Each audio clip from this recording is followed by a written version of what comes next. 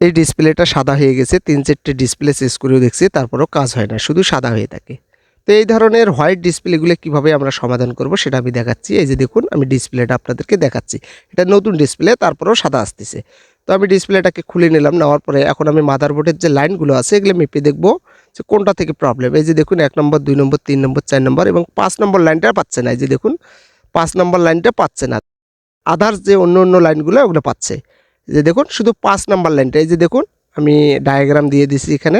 এই যে এই লাইনটা 5 নাম্বার লাইনটা আমাদেরকে টেনে দিতে হবে। এই যে দেখুন আমি একটা চিকন তার নিয়ে লাইনটা টেনে দেবো। তো আমি ডিসপ্লেটা লাগিয়ে নিচ্ছি, দেখতে পারতেছেন। এখান থেকে বাম পাশ থেকে 5 নাম্বার লাইনটা, এই যে দেখুন বাম পাশ থেকে 5 নাম্বার লাইনটা একটা তার নেব, চিকন তার দিয়ে সুন্দর করে আমি লাইনটা টানবো। এই যে দেখুন আমি তারটা নিচ্ছি, নেওয়ার পরে এখান থেকে এই যে সামনের দিকে একটা ক্যাপাসিটার আছে, এই যে দেখুন এই জায়গাটার মধ্যে লাগিয়ে দিলাম। তো লাগিয়ে দিলাম, এবার আমরা চালু করে দেখব তো ডিসপ্লে গ্রাফিক আসলো কিনা, লেখা আসে কিনা। এই যে দেখুন চলে আসছে, কাজটা হয়ে গেছে। তো এখন আমি সেটটাকে সেটিং করব।